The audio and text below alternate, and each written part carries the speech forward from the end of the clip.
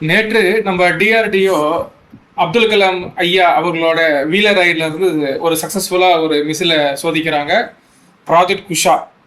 அதில் சோதிச்சது M1 அல்லது M2 இன்டர்செப்டாரா அப்படின்றத பார்ப்போம். இது உங்கள் கார்த்திக் தமிழ் டிஃபென்ஸ் அப்டேட். நான் உங்கள் கார்த்திக்.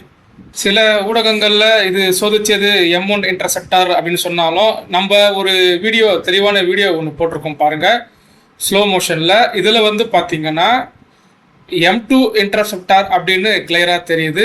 காரணம், அந்த வீடியோவோட ஒரு ஸ்லோ மோஷனில் பாருங்கள், அந்த மிசிலுக்கு கீழே ஒரு சின்ன பூஸ்டர் இருக்கிறத உங்களால் கவனிக்க முடியும். எனவே நேற்று செய்தது ஆல்மோஸ்ட் M2 இன்டர்செப்டாராக தான் இருக்கும் அப்படின்னு இப்போது எல்லாருமே பேசுகிறாங்க. சரி, மேலும் இந்த வீடியோவில் நம்ம ப்ராஜெக்ட் குஷா அதோட மொத்த டீட்டெயில்ஸையும் பார்ப்போம். என்னென்ன வகையான மிசைல்ஸ் இருக்குது, S-400க்கு இணையாக இது எப்படி வருங்காலங்களில் செயல்படும், S-400 கூட எப்படி இணைந்து செயல்படணும் பார்ப்போம் வாங்க. 2018 நம்ம ரஷ்யாவோட S-400 ஆர்டர் போடுறோம். அதுக்கப்புறம் பேட்ச் வைஸாக நம்ம ரிசீவ் பண்ண ஆரம்பிக்கிறோம். ரெஜிமெண்ட் 1, ரெஜிமெண்ட் 2, ரெஜிமெண்ட் 3, 3 ரெஜிமெண்ட்டு நம்மளுக்கு ஒரு சீரான கால இடைவெளியில் நம்ம ரிசீவ் பண்ணுறோம். ஆனால் உக்ரைன் ரஷ்யா வாருக்கு அப்புறம் 4th ரெஜிமெண்ட் நம்ம பல ஆண்டுகள் கழித்து இப்போ தான் ரிசீவ் பண்ணியிருக்கிறோம். S-400ஓட பர்ஃபார்மன்ஸ்லையோ அதோட ப்ரொக்யூர்மெண்ட்லையோ நம்மளுக்கு எந்த பிரச்சனையும் கிடையாது. ஆப்ரேஷன் சிந்தூரில் பேட்டில் ப்ரூவன். கிட்டத்தட்ட S-400 வந்து சிமுலேஷனில் 80 to 85%, லைவ் வாரில் 55 முதல் 60% அச்சீவ் பண்ணி நம்மளுக்கு காமிச்சிருக்கு. வேர்ல்டுலேயே ஒரு லாங் ரேஞ்ச் அவாக் ஸ்கில்டு அப்படின்ற ஒரு ரெக்கார்டையும் பெற்றிருக்கு. ஆனால் இது போன்ற போர்க்கால சமையல்களில் நம்ம இதே போன்ற ரஷ்யாவை நம்பியிருக்க முடியுமானா கண்டிப்பாக முடியாது. அதனால் நம்ம ப்ராஜெக்ட் குஷா அப்படின்னு ஒரு திட்டத்தை உருவாக்குறோம். S-400க்கு இணையாக அதில் ஒரு 3 ஏவுகணைகளை உருவாக்குறோம். S-400ல் வந்து 4 ஏவுகணை பயன்படுத்தப்படும். நம்ம இதில் வந்து 3 ஏவுகணைகளை உருவாக்குறோம். M1, M2, M3. M1ஓட ரேஞ்சு பார்த்தீங்கன்னா 150 கிலோமீட்டர், M2ஓட ரேஞ்சு பார்த்தீங்கன்னா 250 கிலோமீட்டர். M1க்கும் M2க்கும் என்ன டிஃப்ரென்ஸ்னு பார்த்தீங்கன்னா, நம்ம ஒரு அடிஷ்னல் பூஸ்டர் ஒன்று யூஸ் பண்ணுறோம். M3ஓட ரேஞ்சு தான் பார்த்தீங்கன்னா 350 400 கிலோமீட்டர். இதில் நம்ம அடிஷ்னலாக அதே பூஸ்டரை கொஞ்சம் பெரிய சைஸில் யூஸ் பண்ண போகிறோம். மற்றபடி இதில் சீக்கர் தொழில்நுட்பம் மற்ற அனைத்து தொழில்நுட்பங்களும் சேமாக தான் இருக்கும். நம்ம இதோட டிஸ்டன்ஸை இன்க்ரீஸ் பண்ணுறதுக்கு M2ல பூஸ்டரும் M3ல அதை விட பெரிய பூஸ்டரும். இந்த ப்ராஜெக்ட் குஷாவில் நம்ம 2 மிசைலை பயன்படுத்த போகிறோம். ஒன்று LRSAM, long range surface to air missile. ரெண்டாவது ERDS அப்படின்னு சொல்லுவாங்க, extended range air defence system.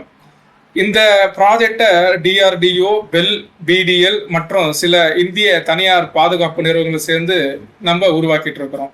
இது ஒரு surface to air missile system ஆகும். இந்தியாவோட முக்கியமான ஏர்பேஸு, அப்புறம் cities, nuclear sites, missile pads, naval அசெட்ஸை ப்ராஜெக்ட் குஷாவை வைத்து நம்ம பாதுகாப்போம்.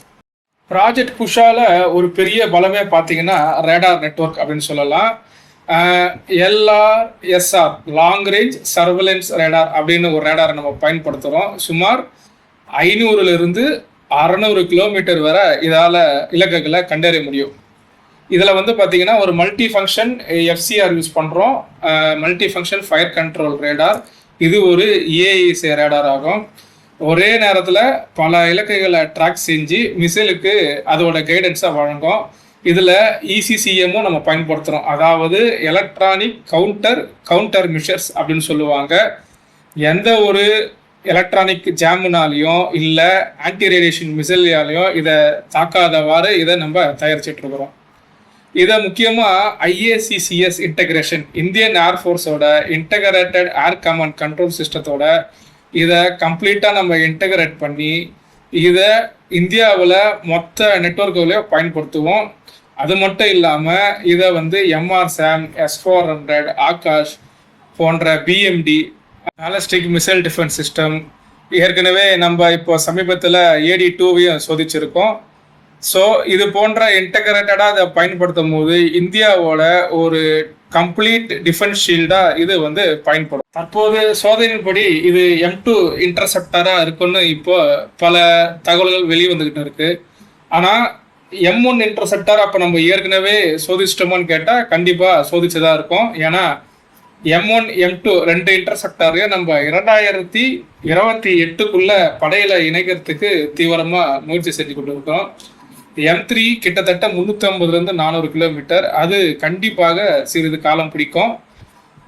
M1 M2 M3 இந்த 3 இன்டர்செப்டாரையும் நம்ம 2030க்குள்ள படைகளை இணைத்து S-400க்கு இணையா நம்மளும் ஒரு ஏர் டிஃபென்ஸ் சிஸ்டத்தை நம்ம படையில உருவாக்குவோம். இப்போ நம்மளோட தேவைன்னு பார்த்தீங்கன்னா 20 ரெஜிமெண்ட் ஏர் டிஃபென்ஸ் சிஸ்டம், அதாவது long range air defence system தேவைன்னு நம்ம இந்திய ராணுவமும் ஏர்ஃபோர்ஸும் சொல்லியிருக்கிறாங்க. ஏற்கனவே நம்ம கிட்ட 5 ஸ்குவாட்ரன் S-400 ஆர்டர் கொடுத்து 4 ஸ்குவாட்ரன் வந்துடுச்சு. ரஷ்யா கிட்ட திருப்பியும் ஒரு 5 ஸ்குவாட்ரன் S-400க்கான பேச்சுவார்த்தையும் போயிட்டு இருக்கு. ஸோ 20 ஸ்குவாட்ரனில் நம்ம 10 S-400ஐயும் 10 ப்ராஜெக்ட் குஷாவையும் நம்ம கலந்து பயன்படுத்துவோம் அப்படின்னு தெரிய வருது. ஆனால் ஒரு பக்கம் கூடுதல் 5 S-400 வாங்குவதுலேயும் ஒரு சின்ன பிரச்சனை இருக்குது. அது வேற எதுவும் கிடையாது, அமெரிக்காவோட காட்ஸா சாங்ஷன்.